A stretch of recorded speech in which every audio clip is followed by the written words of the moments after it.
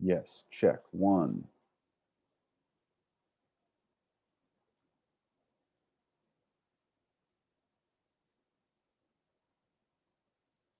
Hello, check one, two.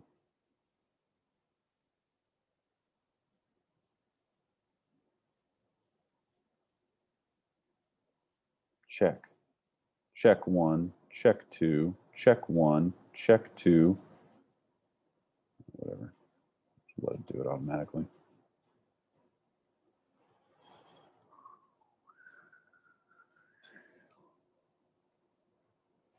And these ladies wait till the last minute.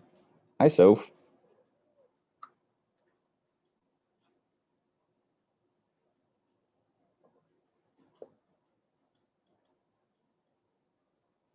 Good morning, Bella. Hello.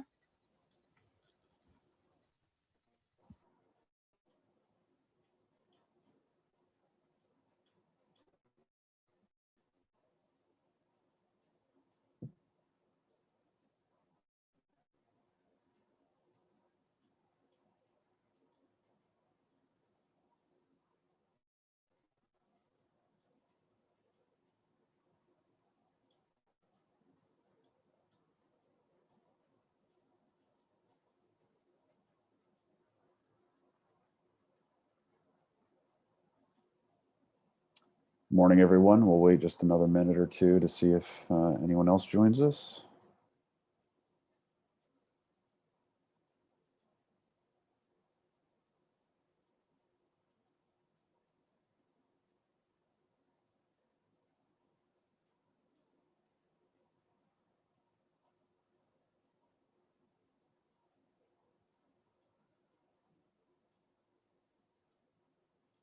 While we're waiting, are there any questions about anything?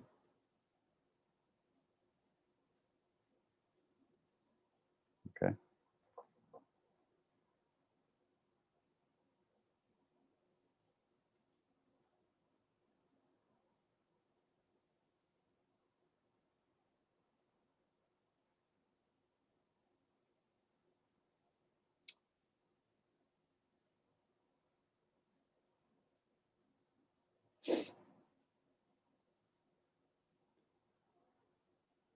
Okay, I think we'll go ahead and get started. All right, I hope you guys, I hope you all had a good weekend. I know it was a little nasty out the weather this weekend, but hopefully you found something to do that was enjoyable regardless. Okay, well, if no one has any questions about material from last week in chapter one, does anybody have a question? I know somebody just joined us. So it looks like we're good, no questions. Okay, cool. So yeah, this week we're going to dive into chapter two, which sort of is our foray into looking at the demand side for healthcare. Okay, so of course we need to start, before we can get to demand, we have to start with utility. So, and before we go even further than this, let me, I kind of want to get an idea from you guys what you remember from your microeconomics courses. How do we think about the choices that consumers make in economics?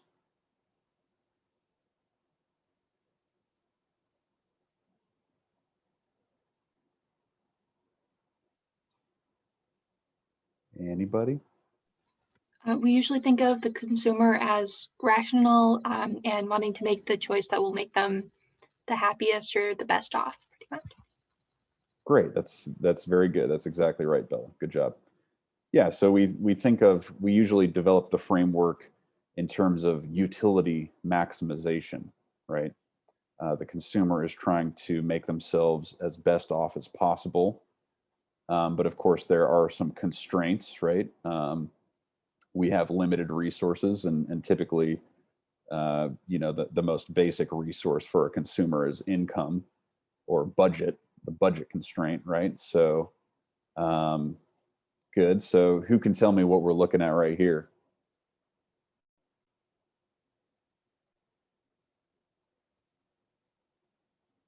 And there's a chance maybe you didn't see this in your intermediate, or sorry, intro to micro, but maybe some of you have seen something like this before. Can anybody say?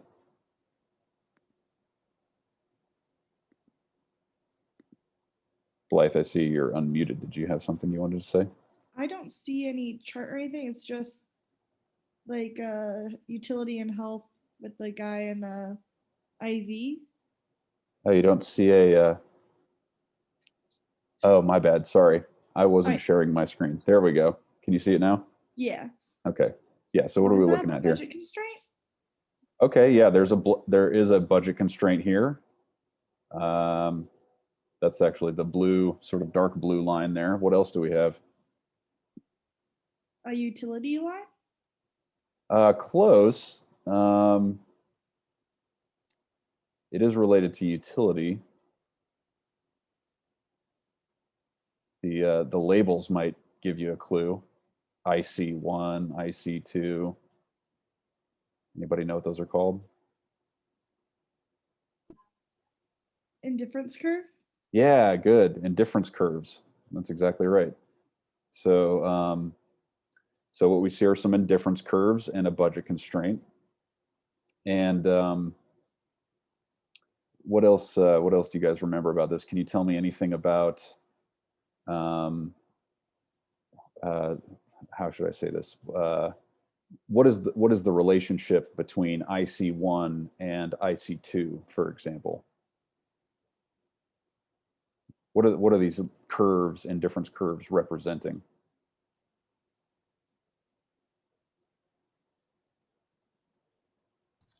Different levels of utility with the same value. Yes, exactly. Good. So a single indifference curve is telling us the different combinations of apples and bananas in this case that provide a certain level of utility. So, right, if we look at IC1, right, this person, whose ever indifference curves these are, they can consume a lot of apples. Let me do it this way: a lot of apples and relatively few bananas, and be, a certain level of happy. Or they can consume a lot of bananas and relatively few apples and still be have the same level of happiness, right? So there's different combinations of apples and bananas that produce the same amount of happiness or satisfaction or utility, right? And that's what an indifference curve represents. So let me ask you this: which indifference curve provides a higher level of utility, IC1 or IC2? Two, that's right. Yeah. So the further away, the further away we get from the origin, the higher the utility is, right? So what we're really looking at is kind of like a topographical map, so to speak, right? And we're looking at the topographical map of a utility hill, right? And of course, people are trying to get higher. Consumers are trying to get higher on the hill because it means that they have more utility. And so, yeah, that's exactly right.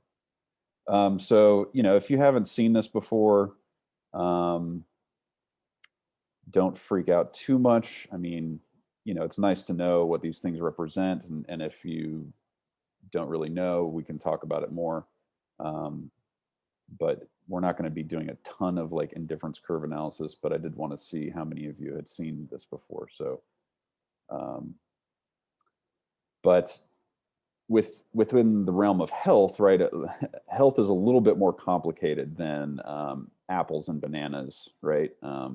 So it's useful kind of to think of this in terms of two separate components. So first, we want to think about how health produces utility. There's a direct relationship there.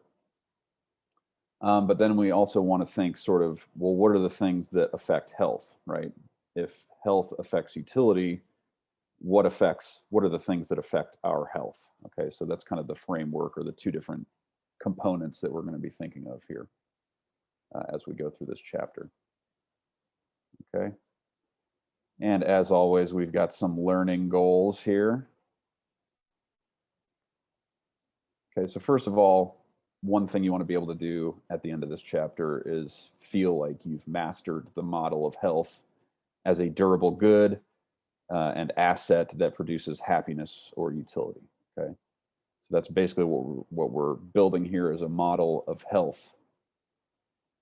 And you also want to be able to understand how lifestyle choices affect health, including both the direct effects as well as sort of an indirect effect through earnings, right? The effect that lifestyle has on health and the effect that health has on earnings, which in turn kind of returns back to utility, right? The way that we buy the things that we want is through earning money, earning income, right? But health is going to have an effect on our earnings potential. So there's sort of an indirect effect there. And then also think about how education can affect health outcomes, both directly and indirectly. So these are kind of the main objectives for this chapter that you want to focus on. Okay, so let's start out by talking about healthcare, right? Because healthcare is not a good in the traditional sense, right? Most things that we think of as goods, like like movies or food, right? When we consume them, we get a direct benefit, right? We feel good, sometimes, more or less immediately, or there might be time lags or whatever, but generally, the things that we typically think of as goods, when we consume them, we enjoy it, right? But let me ask you guys this: do you enjoy going to the dentist, or getting a shot or a vaccine, or I don't know if any of you have had surgery, but undergoing surgery? Are these fun things? No, these are not. These are not usually things that we enjoy putting ourselves through, right? So it's kind of strange to think of healthcare as a good, right, because of this thing. But why is it still a good nonetheless? Why are these healthcare services still good, even though we maybe don't enjoy them? What do they give us that we do enjoy?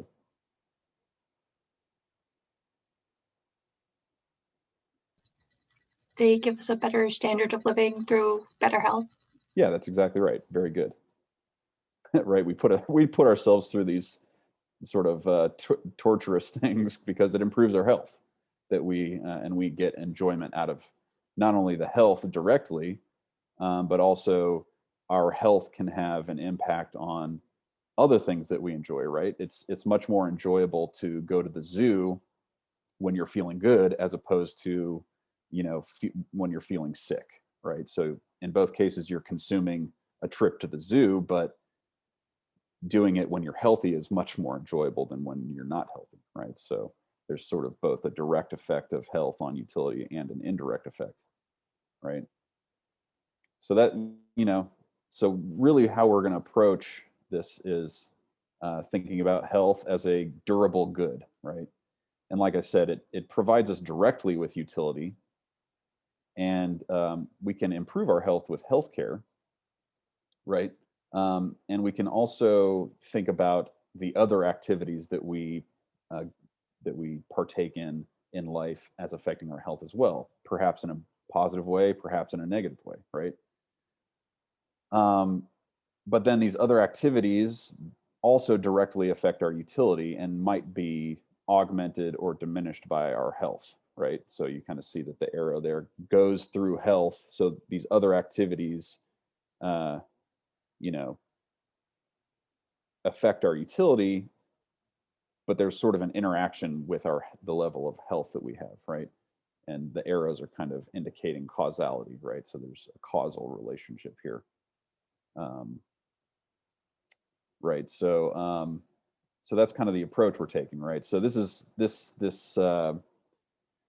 way of thinking about it is a little bit more complicated than just normal goods that we typically think of. So, again, healthcare and health is not traditional in the sense of consumer choice. So, but we really want to think about health as sort of a durable good, right? So something like a car or a house or maybe even education, right? These things that provide us with benefits over the course of their lifetimes, right? Of course, with health, the lifetime is our own lifetime, right? Um, and we can think of like we can sort of think of it almost like an asset, in fact, or like we have a reservoir or a stock of health that can change, right? It can increase, it can decrease. And the bigger the stock is, the more services or goods it can provide us with, right? And of course, not everybody's the same, right? We're all born, and when we were born, we kind of almost are endowed with a certain stock of health, right? So we might have a newborn baby that's healthy, that has a relatively large stock of health, and we might have a premature baby that isn't born with a good amount of health. So, fortunately, we have a lot of advanced medical care that can help this premature baby try to achieve a better stock of health. But, so that's something to think about. Sorry for the somewhat graphic image there, but I found it useful. Okay, so the way that we're going to approach this is with, like we said, sort of the utility approach, right? Assuming that consumers are trying to maximize their utility. So we might start off with sort of a utility function that looks like this, right? Where H is the person's unobservable stock of health, right? It's not directly observable anyway. We can sort of infer a person's health with certain observables, right? We can take their blood pressure, their cholesterol levels, some standard vital statistics to get an idea of what their stock of health is. But the stock of health itself is not directly observable. We can sort of observe indicators of health, right? And then X is basically just the bundle of all other goods consumed. Okay. So usually, right, so like the basic utility analysis is just U of X, right? That's the basic one.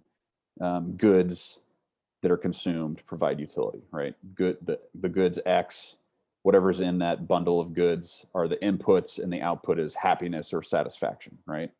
And here we're kind of extending that model to include health, right? So not only are these goods affecting our utility, but health is also affecting our utility, right? Now, there's like a little bit of a issue of accuracy and accurate statement here. If we want to be really accurate, it's not health that is directly giving us utility, it's the things that are produced by our health, right? So we can think of health as producing sort of a flow of services, and those services are the things that create our utility. But, we don't need to be that particular. I think we can all it's okay to say that health provides or health creates utility. Okay. But if we want to be really accurate, it's sort of indirect, right? It's the things that health provides us with. The fact that like, I feel good when I go to school, or when I go to the zoo or whatever, right? That's kind of a service that your health is providing. It's providing you with an enjoyable experience when you consume other things, right? So, but just an aside note. So, and so if we think about utility as a utility function, or health as providing utility through a utility function, we can think of it in these terms, right? So these are kind of standard looking utility functions, right? So there's two of them here. The one on the left is utility as a function of X, right? So that bundle of goods that is consumed. We can also think of utility as a function of health separately. But let's focus on the one on the left, so figure A for a second. So what we're looking at here is utility as a function of consumption, right? And then we're basically seeing that this function is conditional, right? It depends on our level of health. So the lowest curve there is when health is equal to H1, sort of the lowest level of health. And then as health is getting higher, consumption is even better, right? So we can see, for example, if you look at X1, right? X1 provides the highest level of utility when health is the highest, right? So U3 so I'm looking at point C right now, right? As opposed to point A when someone's not as healthy, right? So it's the same level of consumption, but we enjoy this level of consumption more when we're healthier, right? So that's kind of what's going on here. And then you can also see that, there's also X0, which is a lower level of consumption.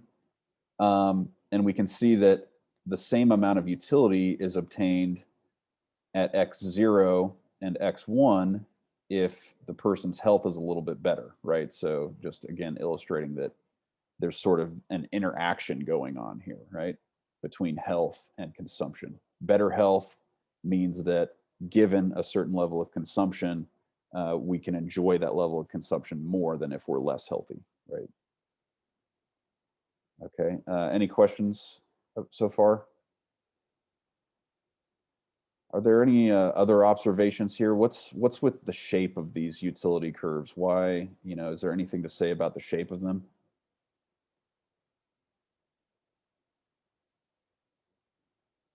Or the slope?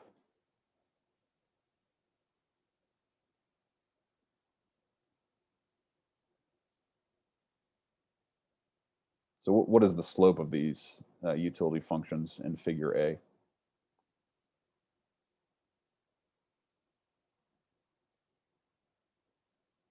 In terms of positive or negative?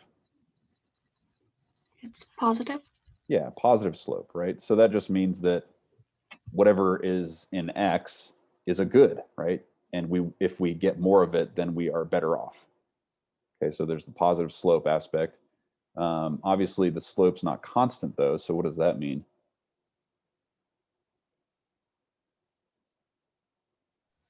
So Blaise said it in the chat, the diminishing marginal returns. Yeah, good. So there's diminishing marginal utility, right? Yes, a little bit more consumption makes me better off, but the amount that it makes me better off is getting smaller and smaller, right? So pretty standard stuff, right? Diminishing marginal utility. Right, exactly. Now, we can focus on B for a second, where we're looking at health being the input to utility. And we've got the two different levels of consumption there. So, so given a fixed level of consumption, say X1, more health means that we enjoy that amount of consumption more. But in both cases, there's diminishing marginal utility to these things, right? Yes, better health makes us enjoy things more, but at a decreasing rate, right?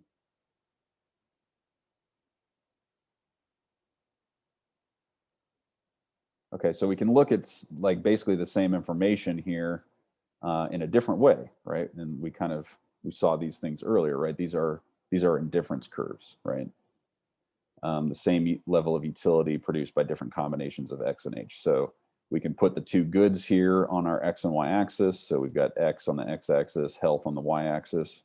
And so different combinations of health and consumption can provide us with the same level of utility. So we saw before back here that points D and A provide the same level of utility, U1, but they're different combinations of X and health, right? So this person can achieve utility of U1 by consuming X1 at a level of health H1, but they can also achieve that same amount of utility by consuming less X, but being healthier, right? So that's why we see them here on the same indifference curve. Points A and D are both on the same indifference curve because it provides the same level of utility, but they are different combinations of the two goods, right? And then, of course, we can also see that points A, B, and C are all with respect to the same level of consumption, X1, but at different levels of health, right? So as this person's health improves, their utility goes up, even though their consumption is staying the same. Okay, so just a different way of looking at the same information, right? And again, these are called indifference curves, or sometimes they're also called ISO utility, right? ISO meaning same utility.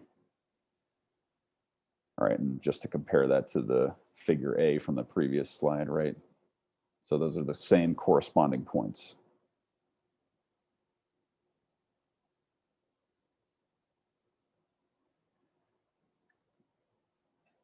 So that's how we're going to approach health and healthcare, is through this utility framework. But it's also useful to think of health as being something that we can produce, right? So we typically talk about production functions in regards to firms and businesses, right? Taking inputs and converting them into some sort of good or service, right? But it's useful actually to think of health in a very similar way. So we can think of, the production of bicycles, for example, as the bicycles are the output, but that production is basically creating a demand for the inputs, right? Rubber, steel, labor, other things. Okay, so if that's how we think about bicycles and the production of bicycles, we can also think of the production of health sort of in a similar way, right? The production of health, which in this case is the output, creates a derived demand for healthcare, which is the input. Okay, so we can think of health as this way. So basically, what we're getting to is basically sort of some nested functions, right? And I'll remind you or tell you what I mean in a second here, but this is also part of our approach is thinking of health being produced by healthcare. But healthcare is not the only thing, right? Our lifestyles, the activities that we engage in life are also going to have an effect on our health, right? Okay, so let's take a look at the health production function. So sort of in its most basic format, right? We can think of health, H, being a function of medical care, which is lowercase m here. Okay, so it might look something like this. And like I said, M is medical care. Okay, G is just an arbitrary label for our health function, our health production function. Could have been anything. Could have been W or lowercase h maybe, but your book chose G. So this might be something. This might be what our production function looks like, right? So a couple things to note here. What can we say about the marginal productivity of medical care? Looking at our graph here.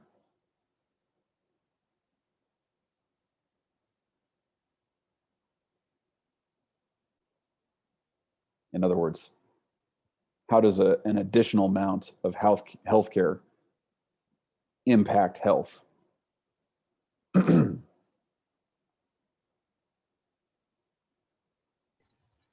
The slope is decreasing to a point where it becomes negative.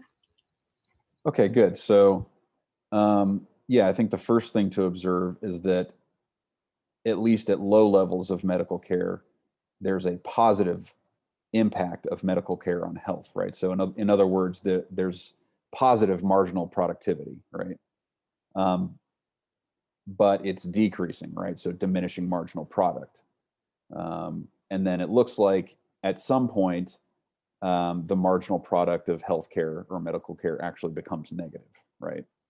So yeah, the first thing, and this is pretty standard to assume, right? This is a pretty standard production assumption, is that there's positive marginal productivity, at least at first, and then diminishing marginal product, right?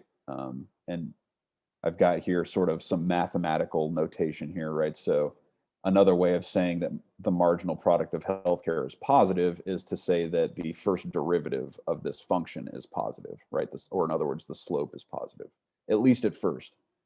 And then, you know, diminishing marginal product is the second derivative. So for those of you that maybe have had calculus, hopefully this looks a little bit familiar. But you know, if this doesn't look familiar to you, don't worry. You don't really need to know calculus for the purposes of this course, but I just wanted to add that in there for those of you that have had calculus. But like Bella said, it looks like at some point it does become negative. So this is kind of like, you know, taking too many prescription drugs might actually decrease your health, or having too much surgery might have a negative impact on your health, right? Those sorts of things.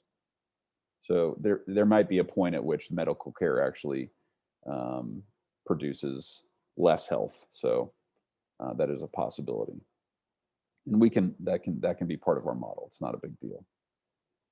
Okay, but this is kind of like the baseline, most simplistic way we can look at health. But if we want to be more realistic, then we kind of need to include some other things. Okay, so the first thing we might want to include is the interaction of a particular disease. Okay, because some diseases are harder to treat than others. And obviously different diseases have different impacts on our health. So looking at this graph, right, we can see let's look at disease 1 first. Okay, so we can see that disease 1 kind of has a minimal impact on our health. So it doesn't really have a huge impact whenever the disease happens. And, you know, treatment, medical care has, you know, a bit of an impact, right? It can increase our health after this disease hits us. So it does have some impact in making us better and helping us recover. But eventually, you know, the impact of the medical care kind of plateaus. I got to remember that my video is mirrored here. Okay, so a good example of this might be something like allergies or asthma, right? Things that have, you know, a minimal, you know, a relatively small impact on our health when they affect us. And there are some effective treatments like inhalers and things like that, right? Or EpiPens, right? That allow us to recover to some degree. But then if we look at, you know, disease 2, this is something that has a pretty substantial impact on us immediately when the disease hits us. But medical care is pretty effective in getting us our health back up, right? And you can see that in the pretty steep slope. There we go, the steep slope, right? So the medical care is pretty effective with disease 2. So this might be something like a broken arm, right? You know, it's a pretty negative impact on your health, right? But doctors know how to fix your broken arm, and it happens pretty quickly, right? So they can get us back up and running in a relatively short amount of time. Okay. And then there's something like disease 3, where it has both a pretty minimal impact on our health, and then on top of that, health care, medical care doesn't have a huge impact. It's not that effective. So this might be something like the common cold, right? Yeah, none of us like to be sick. And the common cold happens, you know, most people get the common cold at least once or twice a year. And there's not a lot that the doctor can do about it, right? You know, if anything, they might say, you know, take some NyQuil and get some good rest and make sure you're staying hydrated and take some vitamin C, right? But there's not a lot that medical care can do for that sort of disease, right? So this is a more realistic approach to the production of health, is to include the fact that there's sort of an interaction happening between medical care and a particular disease. So we probably want to include the disease as part of our function, our production function. Okay, so there's some things to note here. Okay, the first thing to notice is that at some point, right now I'm using the calculus notation here, at some point the marginal product gets very small, right? At some point we're just reaching that plateau, and a little bit more medical care doesn't really do a whole lot to our health, right? So all of these things eventually are plateauing. Okay, so that's kind of the first point to notice, is that the marginal product is eventually getting very small. Another thing to notice here is that average productivity might be really high compared to marginal productivity, and we have to be careful to not confuse them. Okay, so disease 2 in particular has a very high average productivity, right? In other words, medical care is very effective on average. But even with disease 2, at some point, right, at some point it starts to plateau, right? So that's the difference between average and marginal, right? So, and be careful not to confuse those. Something else to be aware of here is that M, right, medical care, is a catch-all for all kinds of different healthcare activities and services and goods, right? We're talking everything from like surgery all the way down to like just going to the gym, right? And everything in between, right? So M is kind of a very simplified catch-all for all kinds of different types of medical care, right? So we have to be aware of that too. And something else to be aware of is that, and it's not exactly obvious in the graph here, but healthcare, while it does speed up our recovery, it doesn't really have an impact on the ultimate level of health that we can achieve in the long run. Right, and we'll talk about why that is next here in a second. Right, it's not like, at least not with current medical technology, it's not like healthcare can like get us to a higher health than we were before, if that makes sense, right? Like, right now I'm relatively healthy. I could probably exercise a little bit more and maybe eat a little bit healthier to improve my health a little bit. But overall, medical care isn't going to make me like, medical care is not going to make me 10 years younger all of a sudden, right? Is kind of the idea. Now that could change, right? I don't know if you guys have heard of this, but so there was a research group, I can't remember which country it was, but there was a medical research group that has discovered basically a way to reverse aging.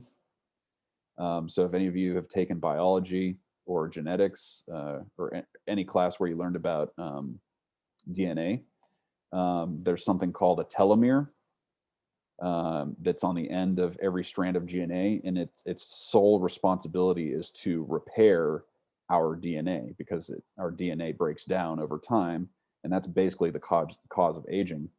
And the main reason for that is because the telomeres themselves break down over time, and so they become less effective in repairing our DNA. But a research group has discovered a way to basically keep our telomeres at 100% effectiveness. So there's a good chance that we might see what's called clinical immortality, which is kind of crazy. But there may be a medical way to prevent aging, which means that we could potentially live forever. If you want to think about that, don't think about it too hard though.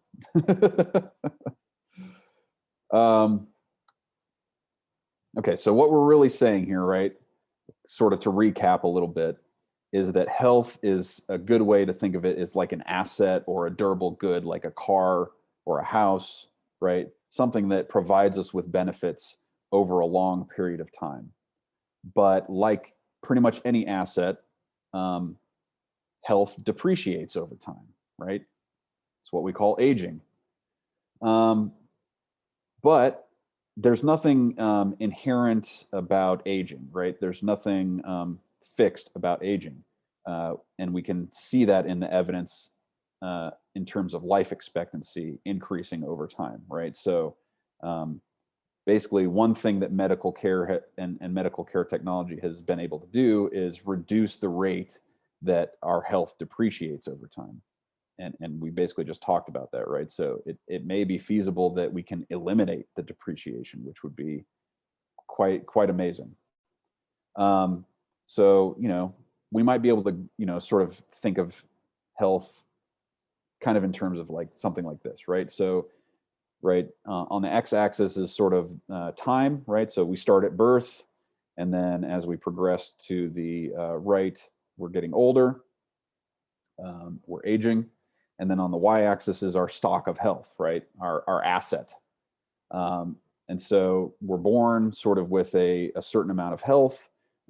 It might increase in our early years when we grow up and become strong and healthy. But eventually, over time, it's going to start to decline. And then, of course, there are events that might happen that rapidly decrease our health, something like appendicitis or an auto crash or cancer.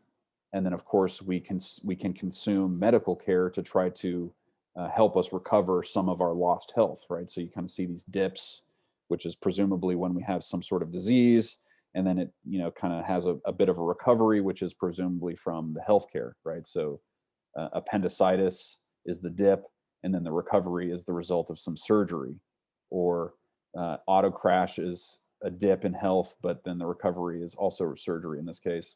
Cancer, the treatment for that might be radiation therapy. Okay. And then the other thing we're seeing here is sort of this thing called labeled H-min. Okay. So this is basically the minimal level of health that is required to live, right? So once you hit H-min and go below it, that's the point at time which we pass away, right? So this is kind of the way that we're thinking about healthcare, or health stock rather. Okay, so like I said, H-min is the minimum health required to live.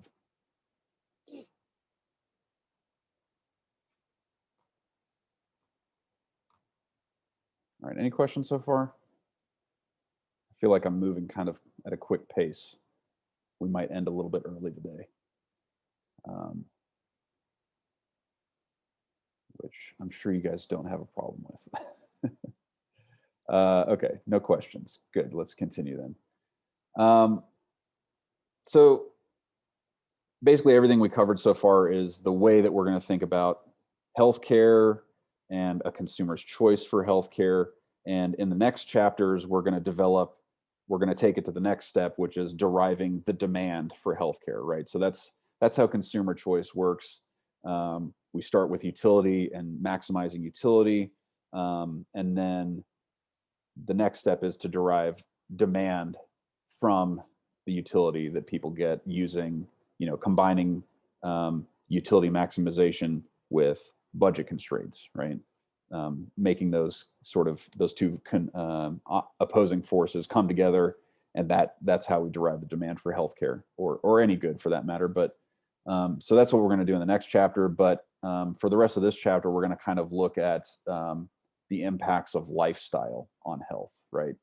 So we're still thinking about health as sort of a stock that depreciates over time. So so the first way to kind of look at this that's kind of interesting is just how medical care technology has changed over time. And a good way to look at how it's changed is the impact that it's had on death rates. Okay, so these what we're looking at here is the average annual death rate per 100,000 people, categorized by age. Okay, so as we would expect, right, there's sort of an inverse relationship between the death rate and age. So people that are younger, or I guess it's a direct relationship, right? Lower people that are younger have lower death rates, right? So we see that in every year that we're looking at here, 85, 98, and 2007. Of course, as people get older, we have higher death rates.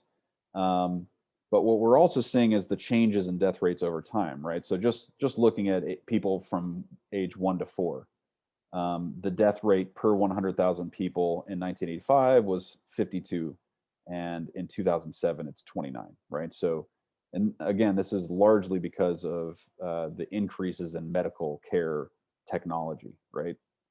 Increases in technology. And we see this pattern across the board at pretty much every single age range, right? We see that over time, there's lower death rates, right? I'm trying to see if there's anything particularly interesting that stands out. So something that's kind of interesting to me here is I'm looking at people that are over 85. I'm looking at the difference between the years 1985 and 1998.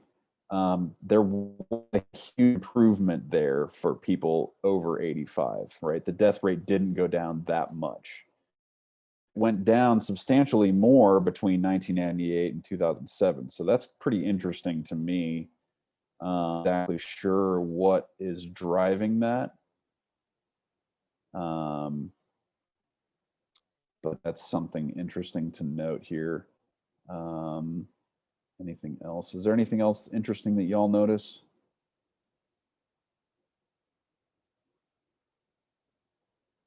There's a similar pattern in other age ranges, like 25 to 44, for example. There isn't a huge decline in death rates between 1985 and 1998, but there's a more substantial drop between 1998 and 2007. So that's telling me that just in the last 20 years or so, there's been a pretty substantial increase in medical technology that's attributed to decreasing the rate of death among all age groups. Trying to see if there's anything else interesting to note. There was a pretty substantial drop for people between 75 and 84 going from 1985 to 1998. Let's see, that's about, what is that, 600 deaths? No, that's more than that. 400, 700. So a decrease of about 700 deaths per 100,000 people going from 1985 to 1998. By the way, I was born in 1985, so wow, that was a long time ago. Anything else interesting? No. But anyway, you get the picture, right? So like things are improving as we move through time because of the improvements in medical technology. So that's pretty interesting. And it's not just necessarily technology, though, right? What else could be happening that is causing people to have lower rates of death?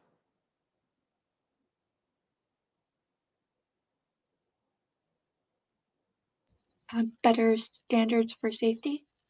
Okay, yeah. So better standards for safety, that definitely could be happening, right? From whether it's occupational safety, right? Regulations that make the workplace a safer environment. It could be that our environmental quality has improved, right? It could be that people are just smarter and make better decisions, right, regarding their health. Just as a pretty clear example, I don't know the figures, but a lot more people smoked cigarettes in 1985, right, than they do today. And that just has to do with the fact that, in 1985, it was pretty well known that it wasn't good to smoke, right? But they didn't know that like in the 1950s, which is kind of funny to think that, like, I mean, I'm sure that there were plenty of medical professionals that had a good idea that smoking was not good for your health. But as far as like general public knowledge, like people didn't know that like smoking cigarettes was really bad for you. So that kind of, and obviously that kind of information comes from medical research, right? So that's part of what the National Institutes of Health, right, that government research branch, that's part of what they've been doing, right, is finding out this information, having it scientifically rigorously backed, and then disseminating that to the public, right, so that hopefully the public can make better choices. But we're humans, sometimes it takes us a long time to learn. But that, aside from just technology, right, there are other things that are improving over time that are probably contributing to this improvement in death rate, right? So that's one interesting thing to look at.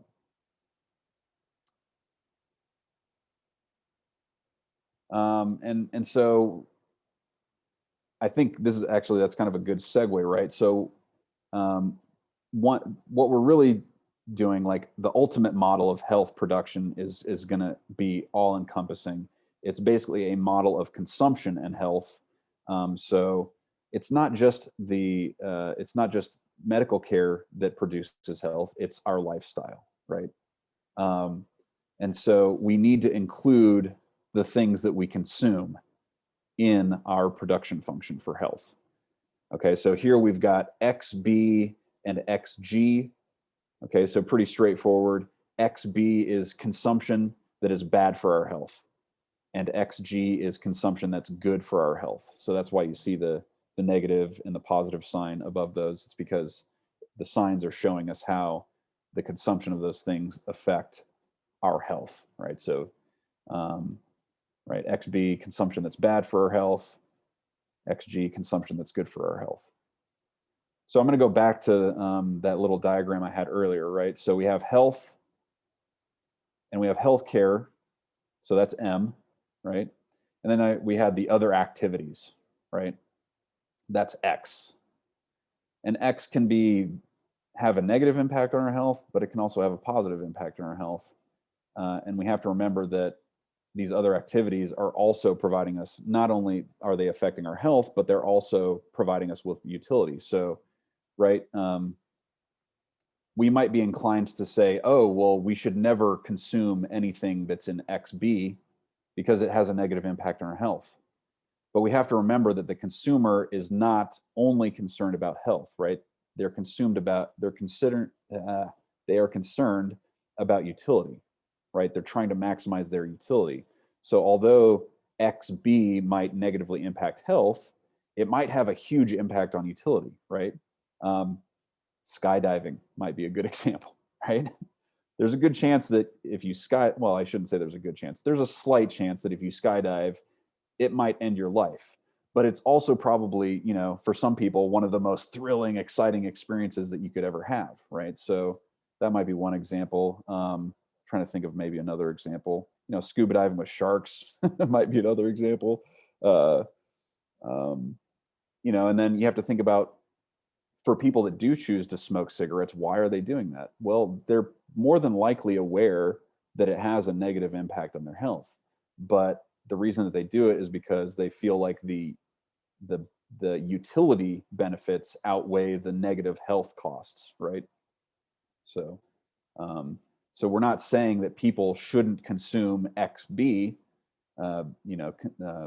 consumption that's bad for their health, because we have to keep in mind that it's not just affecting health, it's also directly affecting their utility, right?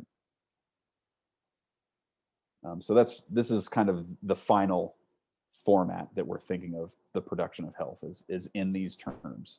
Now we are leaving out D for diseases here, but that's kind of still embedded in there, right?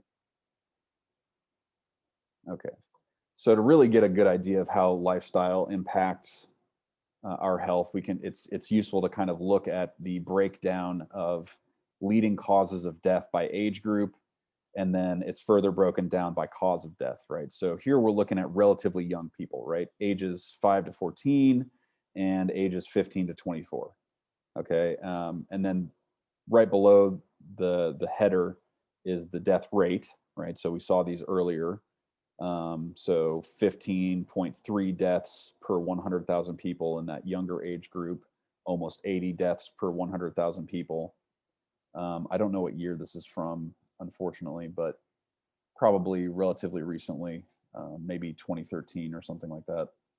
And then we can see like the main thing to look at here are the causes of death, right? So for the most part, these young people aren't dying of old age, right? They're dying from things like accidents. You can see suicide and homicide is a big cause, which is kind of unfortunate to look at. If we add those two categories together, that's what your book is considering violent causes, right? So accidents, suicide, and homicide. And then here's some other major contributors or causes of death. Cancer is a big one. Kind of a surprisingly large cause for that younger age group, 5 to 14, right? We typically don't think of cancer affecting young people, but it can. And for some reason, it seems to affect the younger cohort more than the older cohort that we're looking at here. Heart disease, and then all other causes, which is just anything that's not any of these other ones. Okay, so right, nothing here that is predominantly caused by lifestyle choices, right? Accidents, suicide, and homicide, and then to a smaller degree, cancer and heart disease.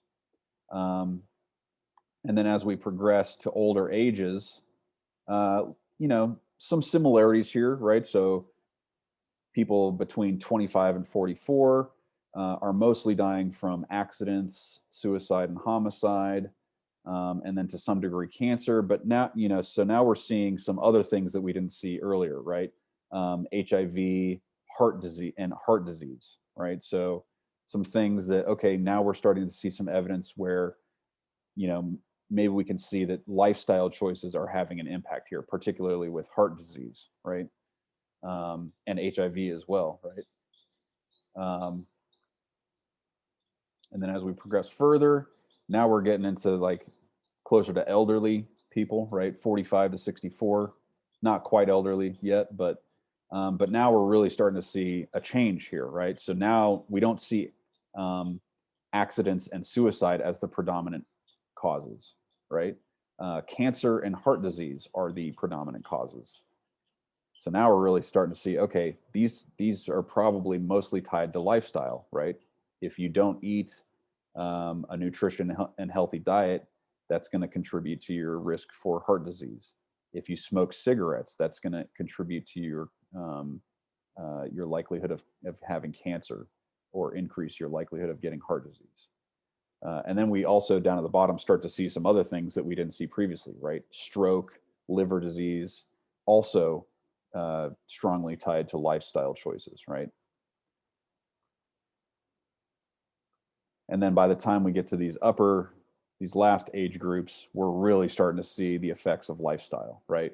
We don't see accidents on here anymore, right? Accidents are not a primary cause of death for these older age groups. We're talking heart disease, cancer, lower respiratory disease, stroke, diabetes, Alzheimer's, right? And then everything else in all other categories. So the main takeaway from these, you know, past few slides is that lifestyle has a dramatic impact on our health, essentially, right?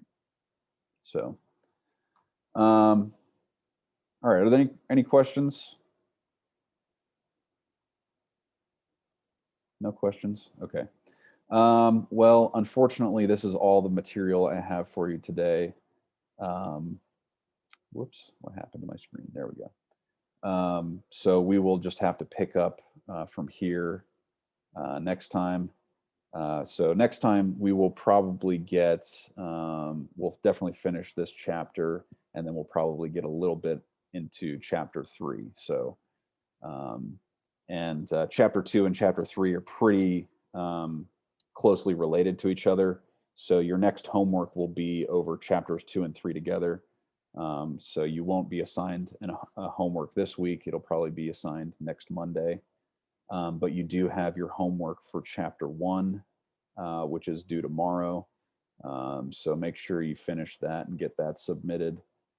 You can submit it you can either type up a Word document and submit it as a Word document or PDF, or you can just type it right into the submission. You can just type it right into the submission if you want. Whichever you prefer, doesn't really matter to me. And remember, I'm just grading for completion, right? So I'm not grading for accuracy. Just attempt it and fully attempt it, okay?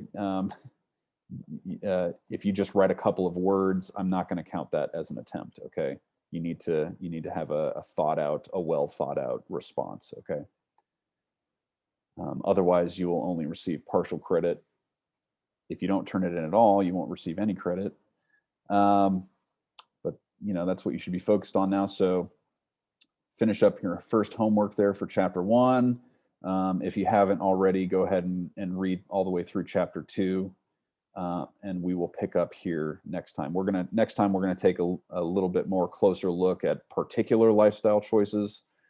So we will look at things like obesity, the choice to smoke and drink, things like that. And then we should wrap up this chapter pretty quickly. It'll probably only take another 10 or 15 minutes.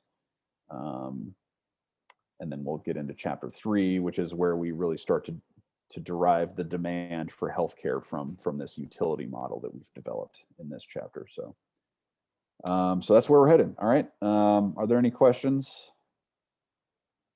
No? Okay, good.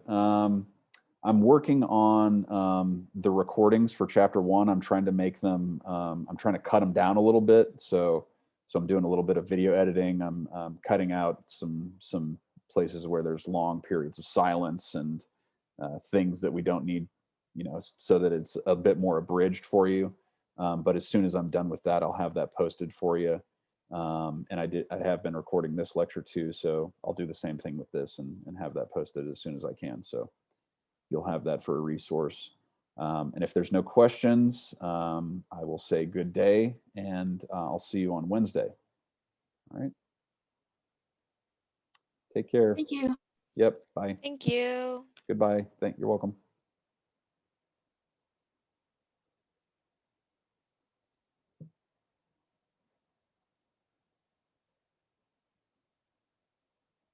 I had a question. Yes, go ahead. Yeah, for a homework assignment, that's due tomorrow, right? Yes. Yeah, okay. So specifically, how long do you want the questions to be answered? Because I was going through them and I didn't know whether you wanted like a short response or a paragraph length response. There's no length requirement.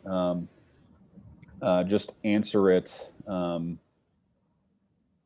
Use as many words as you need to fully answer the question, whatever you feel like that is. So I know that that's maybe not very helpful, but whatever amount of, so part of academic writing, right, is you're trying to get your point across in as few words as possible, but obviously you don't want to leave anything out, right? So, try to make it short, but try not to leave anything out that might be important, if that's helpful. Okay, thank you, Professor. Have a good day. Yeah, you too. You're welcome.